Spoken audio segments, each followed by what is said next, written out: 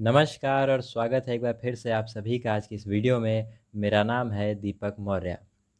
अगर कोई 13 साल का बच्चा आपको चाय की दुकान पर काम करते हुए दिख जाता है, तो क्या आप उसको उसके फंडामेंटल राइट्स का वायलेशन मानेंगे?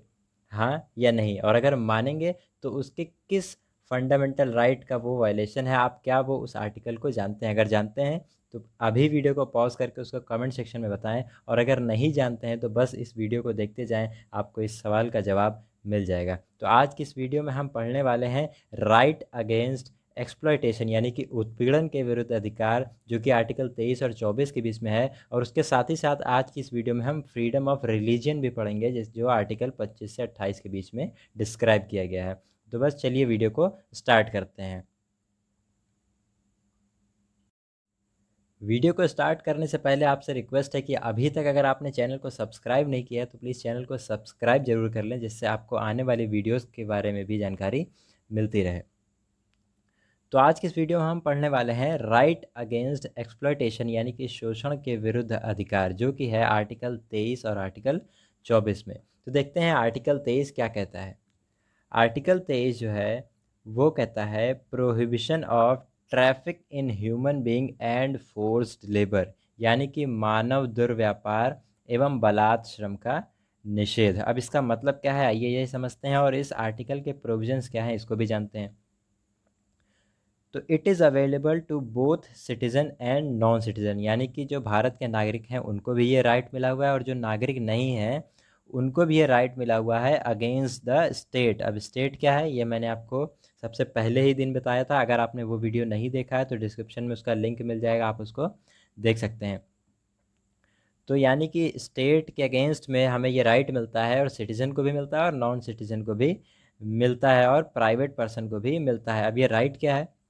State can impose compulsory service for public, public के लिए कभी कभी पब्लिक के लिए कंपलसरी सर्विस भी जो है वो स्टेट लगा सकता है, कि पब्लिक के लिए कोई सर्विस जो है वो कंपलसरी कर सकता है कि आप इसको करना ज़रूरी है। तो अब ये देखते हैं कि ये आर्टिकल कहता क्या है। तो ये आर्टिकल जो है वो रोक लगाता है, किस पे रोक लगाता है? ह्यूमन ट्रैफिकिंग यानी कि मानव दुर्व्यापार, और फोर्स्ड लेबर यानी कि बलात् श्रम। अब ये है क्या ये समझते हैं।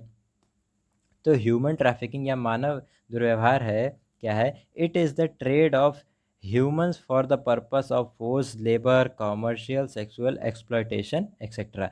यानी कि मानव दुर्व्यापार का मतलब है कि अपने किसी बेनिफिट के लिए ज़बरदस्ती काम करवाना, या उनको खरीदना बेचना, यानी जो हम जिसको हम कहते हैं तस्करी करना, मानव की तस्करी करना, उनको खरीदना बेचना, चाहे वो किसी काम के लिए हो या किसी भी काम के लिए। जो मनुष्य का, जो इंसान का जो बिज़नेस किया जाता है उसको हम ह्यूमन ट्रैफिकिंग कहते हैं। तो यह आर्टिकल 23 हमें ह्यूमन ट्रैफिकिंग से सुरक्षा प्रदान करता है, यानी कि ये आर्टिकल ये कहता है कि इस तरह की एक्टिविटी पूरी तरह से गलत है। ये मानव का जो राइट है आर्टिकल 23 के तहत जो हमें राइट मिला हुआ है, इसका वायलेशन है, यानी कि किसी का भी इंसान का व्यापार नहीं किया जा सकता।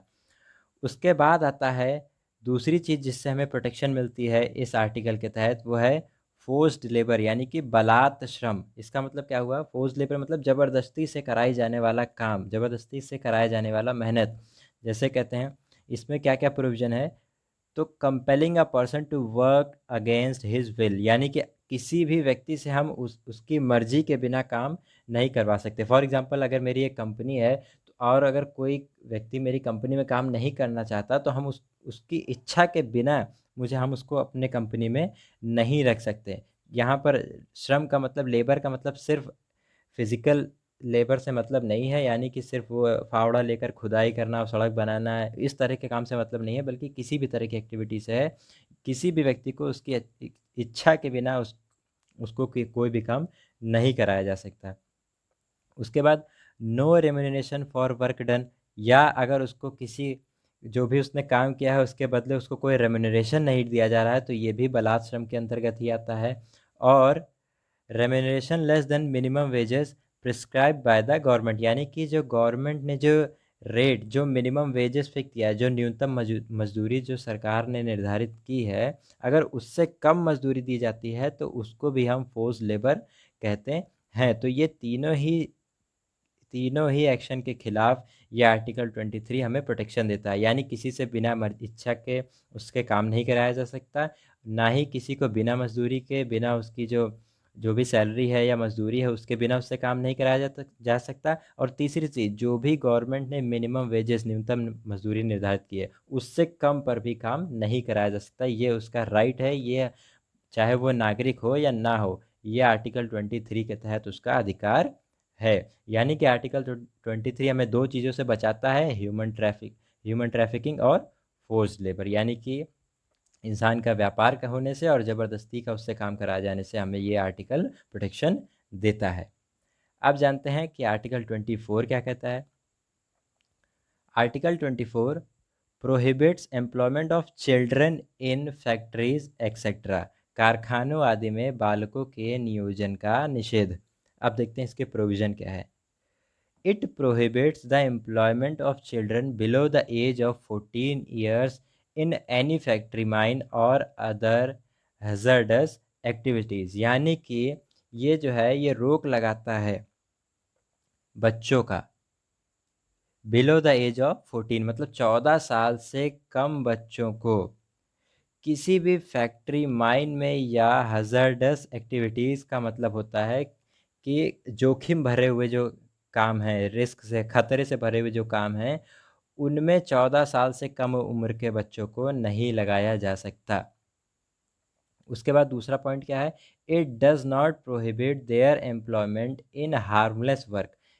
इस आर्टिकल के तहत फंडामेंटल राइट जो हमें, जो आर्टिकल 24 के तहत दिया गया, उसके तहत 14 साल से कम उम्र के बच्चों को हार्मलेस जो वर्क है उसमें लगाया जा सकता है। यानी कि अगर कोई 13 साल का बच्चा चाय की दुकान पर काम करता हुआ दिख जाता है, तो ऐसा नहीं हम कह सकते कि ये फंडामेंटल राइट का वायलेशन हो रहा है। हाँ, उसका अधिकार है, शिक्षा प्राप्त करना उसका अधिकार है, लेकिन ये फंडामेंटल राइट इसमें नहीं दिया गया है।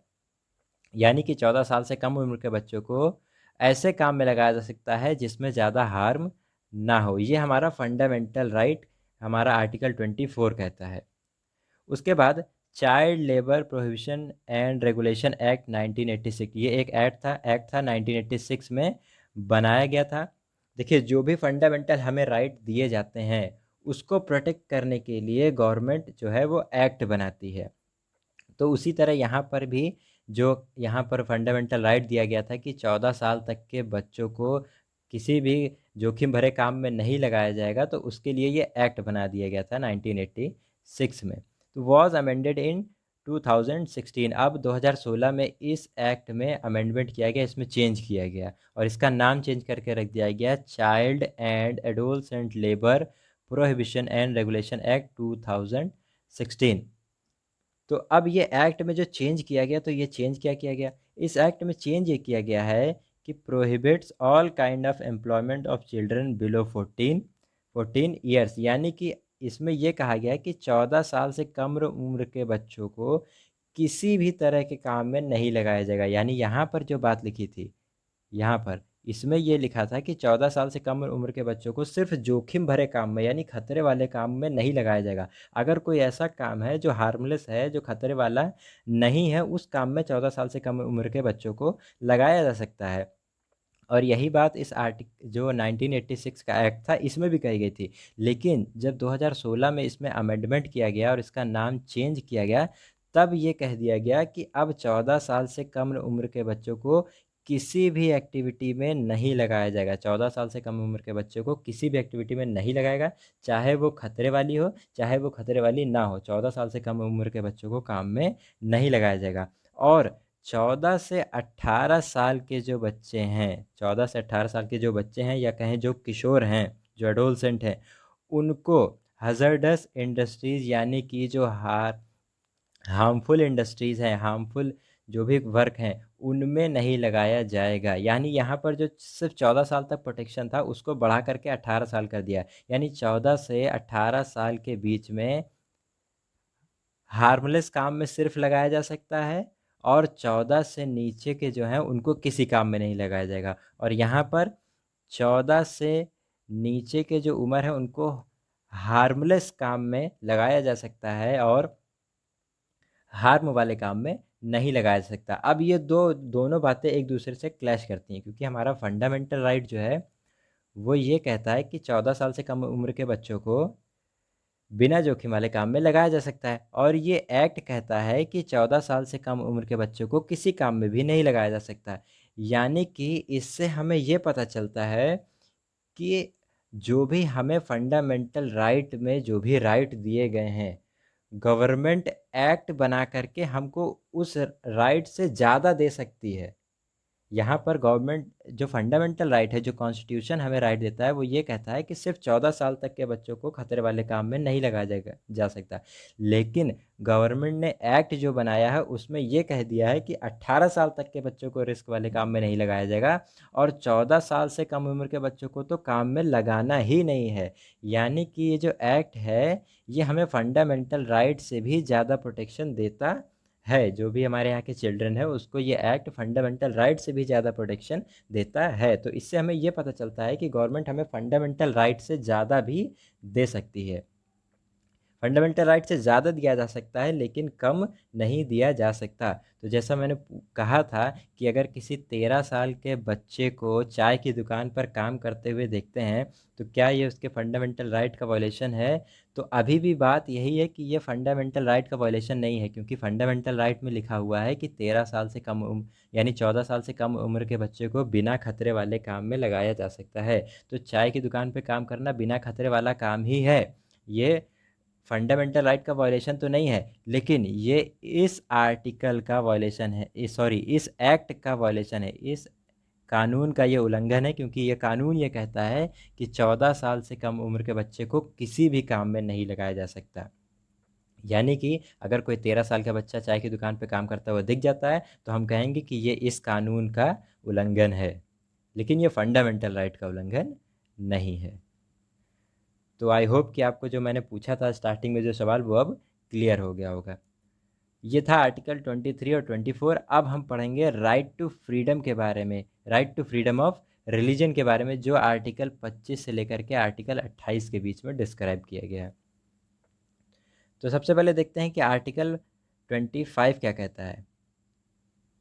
आर्टिकल 25 देता है हमें freedom of consign and free profession practice and propagation of religion, यानी कि अंतःकरण की और धर्म के अबाध रूप से मानने, आचरण और प्रसार करने की स्वतंत्रता।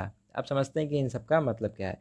तो ये जो अगर हम इसको तोड़ करके देखें, इस जो एक्ट में जो इस आर्टिकल में जो बात लिखी है अगर इसको हम ब्रेक करके देखें तो ये जो आर्टिकल 25 है ये हमें कुछ राइट देता है। वो ये क्या है? फ्रीडम ऑफ कंसाइंस, मतलब कि जो भी हमारा धर्म है, जो भी हमारा धर्म जिसको भी हम मानते हैं तो उसको हमें किस तरह से मानना है इसकी आज़ादी हर एक व्यक्ति को है। जो भी अपने गॉड को मानता है उस गॉड को मानने का, उसके साथ जो उसका रिलेशन है, जो इंसान का और जो भगवान का रिलेशन है, वो जो व्यक्ति जिस तरह से चाहे रखना चाहे वो रख सकता है। कोई हाथ जोड़ कर मांगता है, कोई बिना हाथ जोड़े अपने भगवान के साथ रिलेशन रखना चाहता है। और दूसरी चीज़, अगर आप नास्तिक रहना चाहते हैं यानी आप किसी भी भगवान को नहीं मानना चाहते हैं तो ये भी इस आर्टिकल के तहत जो है वो राइट है आपको।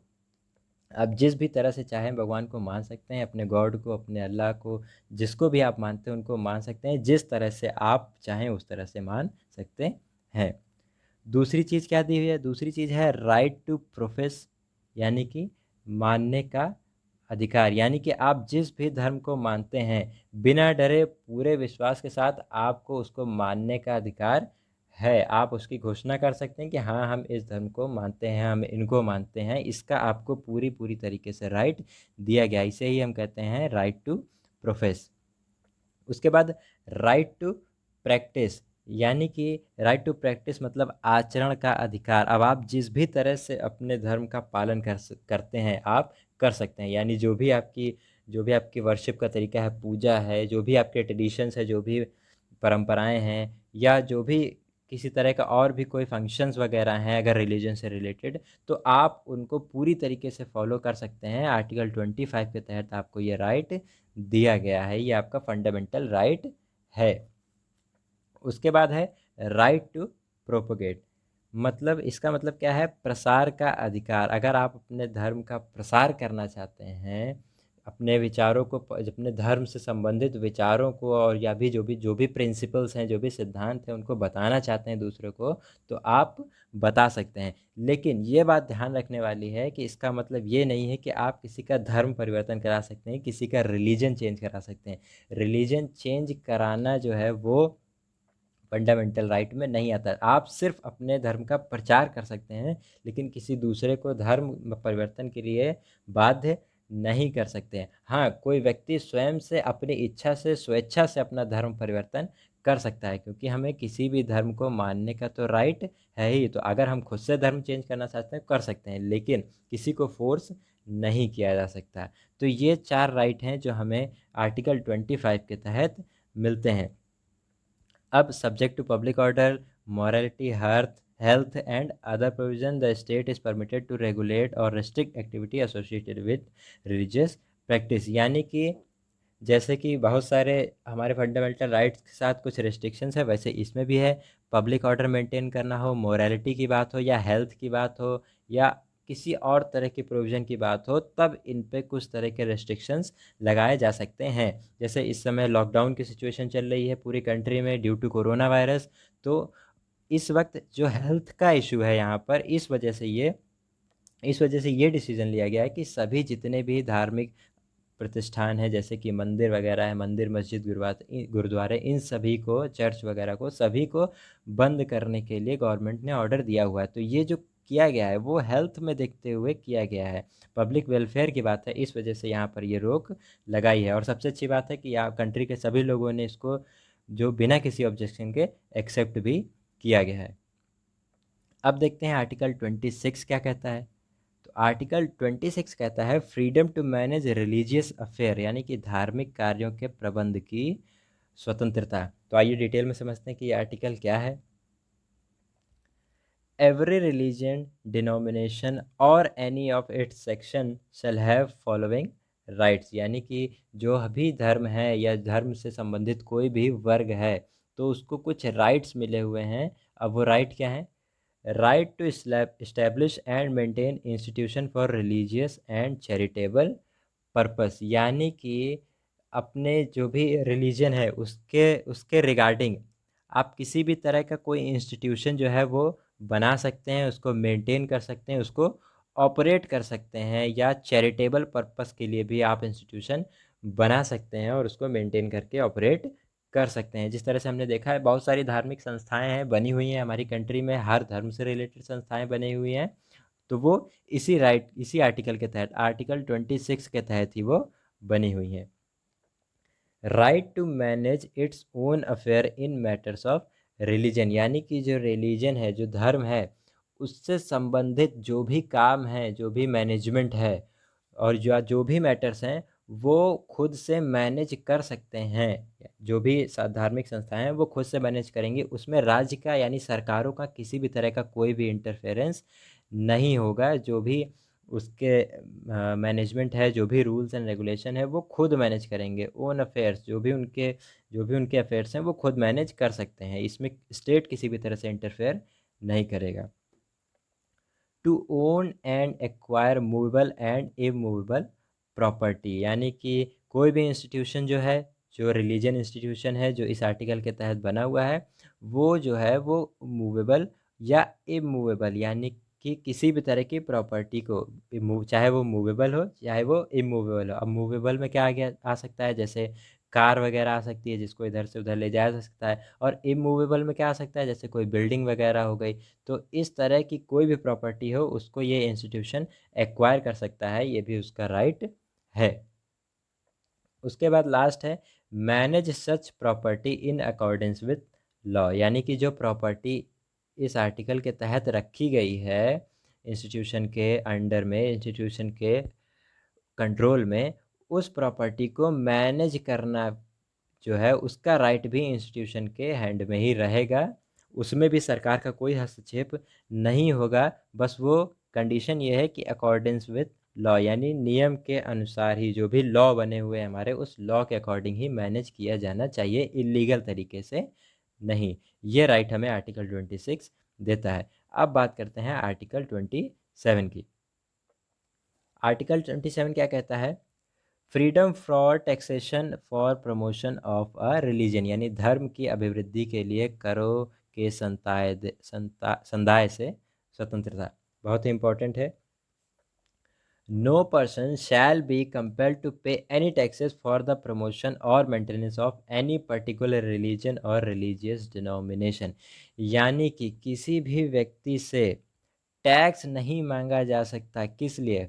प्रमोशन और maintenance of a particular religion, यानी किसी एक धर्म की जो उसको प्रमोट करने के लिए या उसको मेंटेन करने के लिए जो राज्य सरकार है या केंद्र सरकार है, वो कभी भी टैक्स नहीं मांग सकती। यानी कि आपसे इसलिए टैक्स नहीं मांगा जा सकता कि आपके रिलीजन को कुछ एक्स्ट्रा सेफ्टी दी जा रही है, या आपके रिलीजन को प्रमोट किया जा रहा है, या उसको मेंटेन किया जा रहा है, इसके लिए सरकार कभी भी टैक्स नहीं लगा सकती। ये आर्टिकल 27 में कहा गया है, और हमने आज तक देखा भी है कभी भी धर्म के नाम पे किसी भी तरह का कोई टैक्स नहीं लगाया गया है। उसके बाद this provision prohibits state from favouring और supporting on religion over other. यानी कि यहाँ पर क्या है कि ये जो प्रोविज़न किया गया है, ये इसलिए किया गया है ताकि जो स्टेट है, स्टेट मतलब जो हमने आर्टिकल 12 में पढ़ा हुआ है, जो राज्य सरकार है, केंद्र सरकार है, या उसके अलावा कोई भी नॉन कॉन्स्टिट्यूशनल बॉडी है, ये सभी जो हैं स्टेट में आती हैं। तो कोई भी स्टेट या कोई भी सरकार जो है, जो भारत में है, वो किसी भी एक धर्म को सपोर्ट ना कर सके, इसलिए ऐसा प्रोविज़न किया गया है कि धर्म के नाम पे टैक्स लिया ही नहीं जाएगा, कि आप किसी धर्म को प्रमोट करने के लिए टैक्स लें। ये इसलिए किया गया है ताकि किसी भी एक रिलीजन को फेवर या सपोर्ट ना किया जा सके। This provision prohibits only levy of tax not a fee. यानी कि इस आर्टिकल के तहत सिर्फ टैक्स पे रोक लगी है, फ़ीस पे, यानी किसी तरह का अगर कोई शुल्क लिया जाता है तो उस पे रोक नहीं है। टैक्स तो नहीं लिया जाएगा, ये बात तो श्योर है धर्म के नाम पे, लेकिन कोई फ़ीस ली जा सकती है। फॉर एग्ज़ाम्पल कोई बड़ा कोई मंदिर है कोई बड़ा, जहाँ पर पब्लिक जाती है दर्शन करने के लिए रेगुलर, बहुत ज़्यादा भीड़ होती है, तो वहाँ पर गवर्नमेंट ने अपनी तरफ से बहुत सारी सर्विसेज प्रोवाइड करा रखी है। तो हो सकता है उन सर्विसेज के लिए फ़ीस कोई ले जा सकती है, कोई भी फ़ीस चार्ज की जा सकती है। तो इस तरह की फ़ीस जो है वो अलाउड है, लेकिन टैक्स कभी भी नहीं लिया जा सकता किसी एक धर्म के प्रमोशन के नाम पर। ये बात ध्यान रखने वाली है। अब आते हैं आज के लास्ट आर्टिकल पे, आर्टिकल 28। आर्टिकल 28 कहता है freedom from attending religious instruction, यानी कि धार्मिक शिक्षा में उपस्थित होने से स्वतंत्रता। तो अब देखते हैं कि ये आर्टिकल कहता क्या है। According to this article educational institutions are classified into 4 categories. यहाँ पर बात की जा रही है एजुकेशनल इंस्टीट्यूट से कि उस एजुकेशनल इंस्टीट्यूट जो भी हैं, क्या उनके अंदर धर्म की शिक्षा दी जाती है, या दी जा सकती है या नहीं दी जा सकती है, इसी के बारे में आर्टिकल 28 हमें बताता है। तो इस आर्टिकल के तहत जो इंस्टीट्यूशन है उनको 4 कैटेगरीज में बांटा जाता है। तो सबसे पहला है institution Holi maintained by the state, मतलब जो ऐसे इंस्टीट्यूशन जिनको पूरी तरह से राज्य चलाता है, राज्य मतलब सरकारें चलाती हैं, तो वहाँ पर क्या होगा, religious activity is completely prohibited. यानी कि कम्प्लीटली पूरी तरीके से जो रिलीजियस एक्टिविटी है, जो धार्मिक एक्टिविटी है, किसी भी तरह के धर्म के इंस्ट्रक्शन किसी भी तरह के रिलीजियस इंस्ट्रक्शन को फॉलो नहीं किया जाएगा, जो ऐसे इंस्टीट्यूशन हैं जो पूरी तरह से स्टेट ने मेंटेन कर रखे हैं। अब दूसरी कैटेगरी के कौन से इंस्टीट्यूशन है?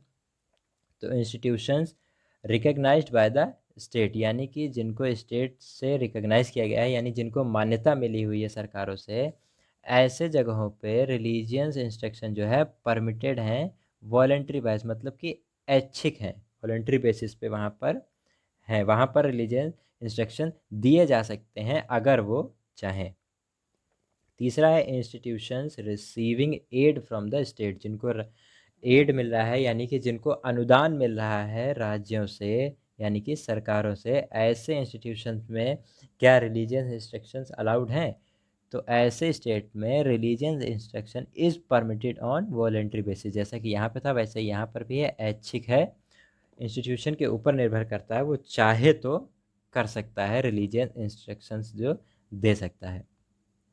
लास्ट टाइप है administrated by state established under any endowment और ट्रस्ट, यानी कि जो जिनका एडमिनिस्ट्रेशन तो स्टेट कर रहा है, लेकिन ये जो इस्टेब्लिश किए गए हैं ये कॉलेज या इंस्टीट्यूशन, वो किसी ट्रस्ट के अंडर में किए गए हैं। तो यहाँ पर जो है वो रिलीजियस इंस्ट्रक्शंस जो हैं वो अलाउड हैं। तो ये हैं आर्टिकल 28 के प्रोविज़न, जिसके अंतर्गत ये 4 तरह के इंस्टीट्यूशन होते हैं और उनसे रिगार्डिंग इस तरह के प्रोविज़न किए गए हैं, रिलीजियस इंस्ट्रक्शंस को लेकर के किए गए हैं। तो बस आज का वीडियो यहीं पे एंड करते हैं। अगर आपको वीडियो ये पसंद आया हो तो प्लीज़ वीडियो को लाइक ज़रूर करें और कमेंट में अपने सुझाव ज़रूर देते रहें, और दोस्तों के साथ इस वीडियो को शेयर भी ज़रूर करें। साथ ही साथ इस चैनल को सब्सक्राइब कर लें और नोटिफिकेशन वाले बेल आइकन को भी प्रेस कर दें, जिससे आपको आने वाली वीडियोज़ के नोटिफिकेशन मिलते रहें। तो आज की इस वीडियो में अपना समय देने के लिए बहुत बहुत धन्यवाद।